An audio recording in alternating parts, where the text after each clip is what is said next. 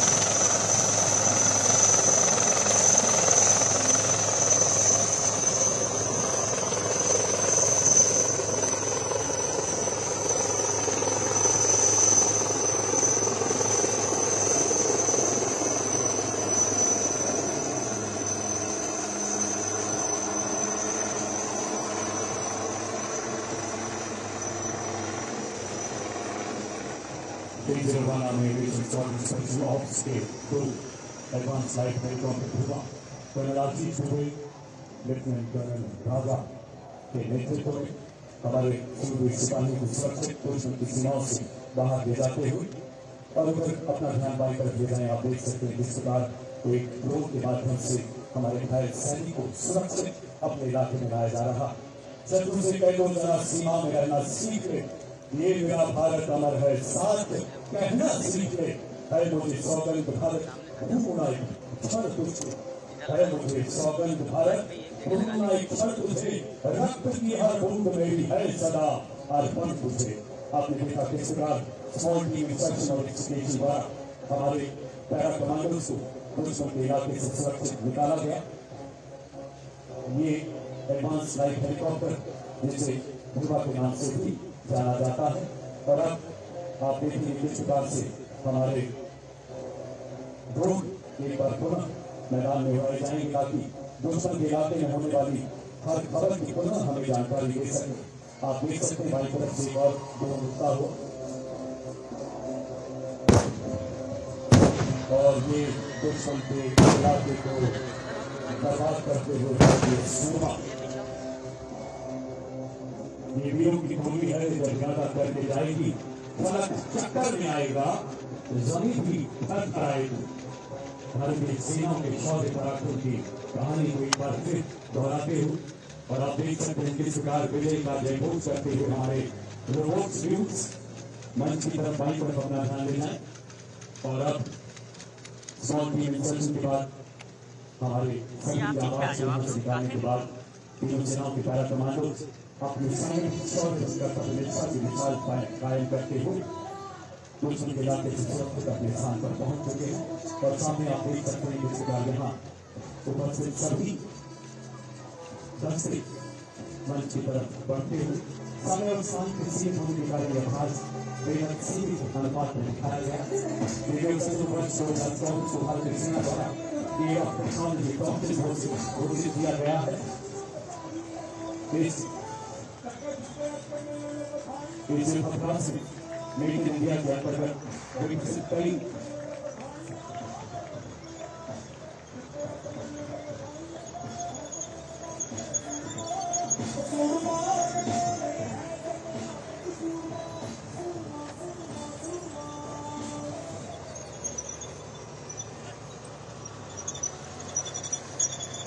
जैसा कि आप देख रहे हैं आपके सामने एवं अन्य कई उपकरण पंक्तिबद्ध हैं। आत्मनिर्भरता की ओर बढ़ते हमारे सशक्त कदमों की एक ऐसी आत्मनिर्भरता जिसकी आत्मा व सुधैर्य कुटुंबकम निहित है। आज देश आत्मनिर्भरता के नए कीर्तिमान स्थापित कर रहा है। पर अब समय है हमारे मुख्य अतिथि महोदय का अभिनंदन करने का। मैं आदि कमांडर महोदय से आग्रह करता हूँ कि हमारे मुख्य अतिथि उत्तर प्रदेश के माननीय मुख्यमंत्री श्री योगी आदित्यनाथ जी को स्मृति चिन्ह भेंटकर उनका सम्मान करें, अभिनंदन करें, इन लम्हों को और यादगार बनाए। माननीय मुख्यमंत्री महोदय।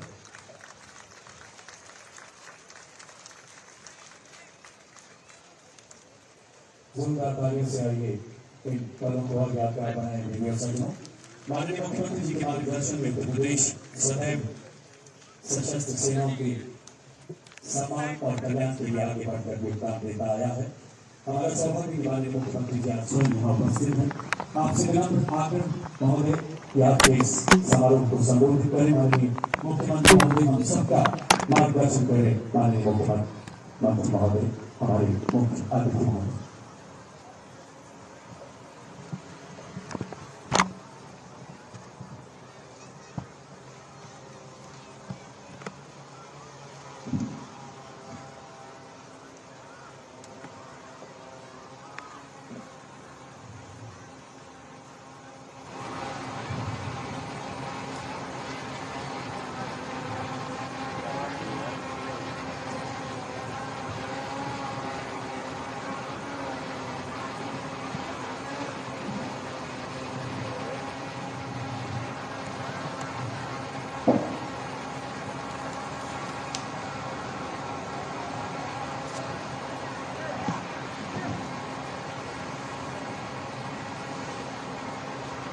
भारतीय सशस्त्र बलों के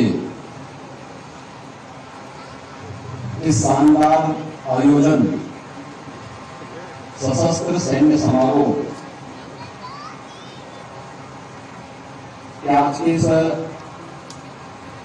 शुभारंभ कार्यक्रम में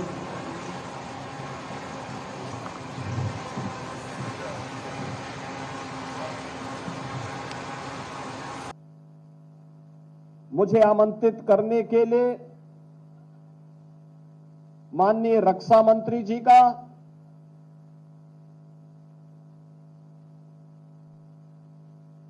लेफ्टिनेंट जनरल अनित्य सेन गुप्ता जी का और उनकी पूरी टीम का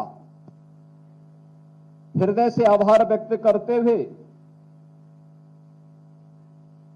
प्रदेश की राजधानी में इस समारोह को आयोजित करने के लिए हृदय से धन्यवाद देता हूं और इस समारोह के भव्य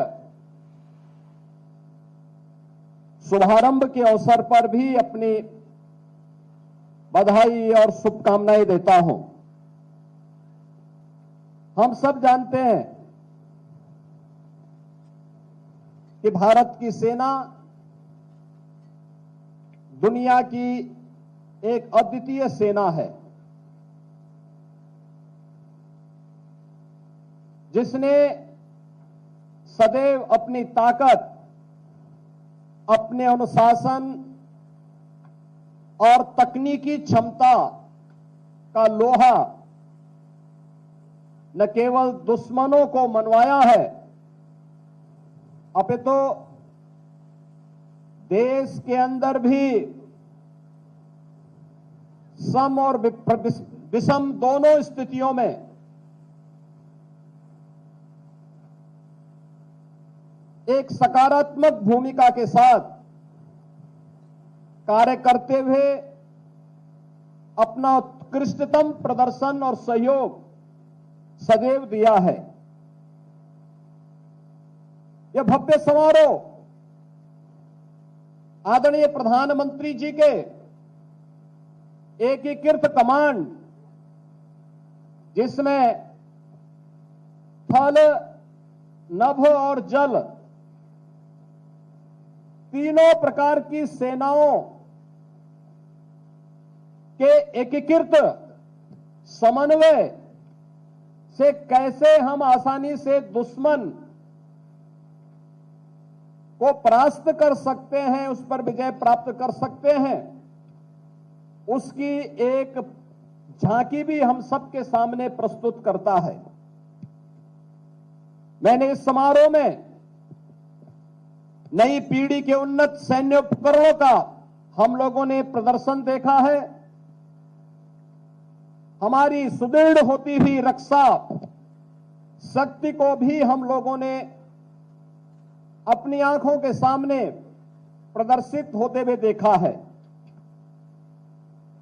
पैरा कमांडो का शौर्य, पूर्ण कार्रवाई, सेना के प्रशिक्षित श्वान दस्ते का अद्वितीय प्रदर्शन और घुड़सवार दल का भी उत्कृष्ट ट्रेनिंग हम लोगों ने जहां यहां देखा है, वहीं आधुनिकता कॉम्बैट ड्रोन और स्वार्म ड्रोन की ताकत, यह आज हमारी सेना को दुनिया की एक पेशेवर दक्षता का प्रतीक बनाती है।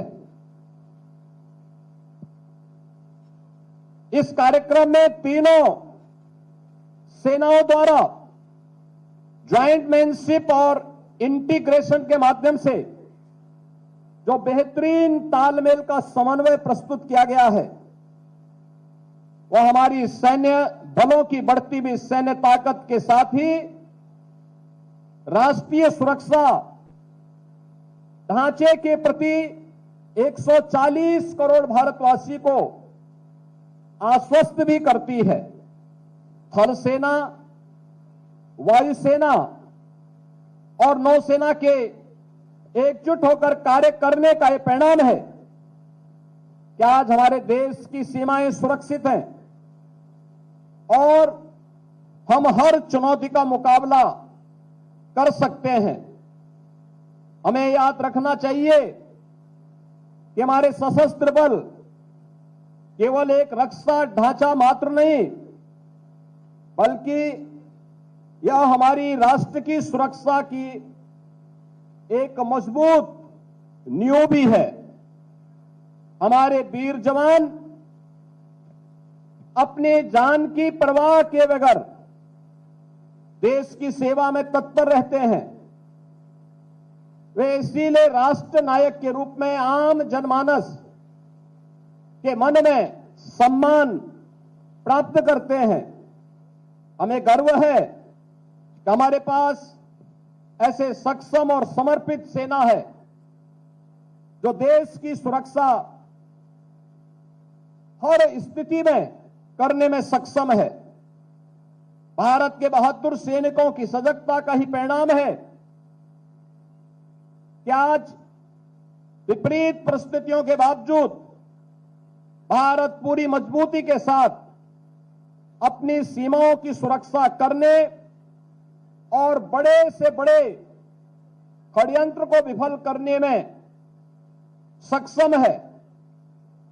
हमारे बहादुर जवानों का शौर्य और पराक्रम 140 करोड़ भारतवासियों को एक नई आश्वस्ति प्रदान करता है। यह हमारा सौभाग्य है कि देश की आबादी का यह सबसे बड़ा राज्य उत्तर प्रदेश 25 करोड़ की आबादी हमारे देश की इस राज्य में निवास करती है और यह वीरों की भूमि है। देश की सुरक्षा के लिए हर युद्ध में हमारे नौजवानों ने महत्वपूर्ण योगदान दिया है। अनेक वीरों ने अपने शौर्य और पराक्रम से देश और प्रदेश का गौरव बढ़ाया है। प्रदेश सरकार सेवारत सैनिकों, सेवानिवृत्त सैनिकों और वीर नारियों के कल्याण के लिए पूरी प्रतिबद्धता के साथ कार्य कर रही है। देश की सीमाओं की रक्षा में अपने प्राणों की आहुति देने वाले सैनिकों के परिवारजनों को राज्य सरकार 50 लाख रुपए की अनुग्रह राशि, शहीद परिवार के एक सदस्य को उत्तर प्रदेश शासन की शासकीय सेवा में समायोजित करने और शहीद सैनिक की स्मृति को जीवंत बनाए रखने के लिए उनका स्मारक अथवा उनके नाम पर किसी संस्था का नामकरण करने का कार्य भी कर रही है। हम सब जान रहे हैं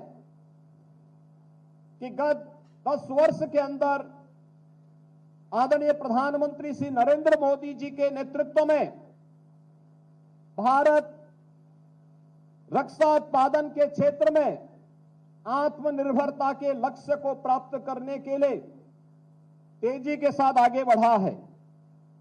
फरवरी 2018 में लखनऊ में आयोजित इन्वेस्टर समिट में आदरणीय प्रधानमंत्री जी ने देश के अंदर 2 डिफेंस मैन्युफैक्चरिंग कॉरिडोर की घोषणा की थी। उसमें से एक उत्तर प्रदेश में 6 नोड पर स्थापित हो रहा है। प्रदेश सरकार ने इन 6 के 6 नोड पर रक्षा मंत्रालय के साथ बेहतरीन तालमेल स्थापित करते हुए कार्य को आगे बढ़ाया है। डिफेंस इंडस्ट्रियल कॉरिडोर में लखनऊ में डीआरडीओ, ब्रह्मोस का और झांसी नोड में भारत डायनेमिक्स लिमिटेड द्वारा 2 महत्वपूर्ण परियोजनाओं को स्थापित करने की कार्रवाई तेजी के साथ आगे बढ़ रही है।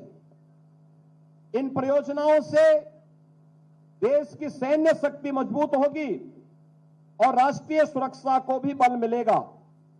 आधुनिकतम उपकरण और तकनीक का विकास भारत की ही धरती पर होगा, जिससे हमारी सेना और भी मजबूत होगी। राष्ट्र रक्षा के इन प्रयासों में उत्तर प्रदेश सदैव अग्रणी भूमिका का निर्वहन करेगा। डिफेंस कॉरिडोर से प्रदेश के युवाओं को व्यापक स्तर पर रोजगार के अवसर भी सुलभ हो रहे हैं।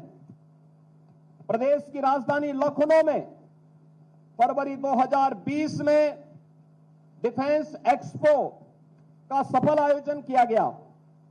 डिफेंस कॉरिडोर में निवेश की दृष्टि से आयोजन अत्यंत महत्वपूर्ण सिद्ध हुआ।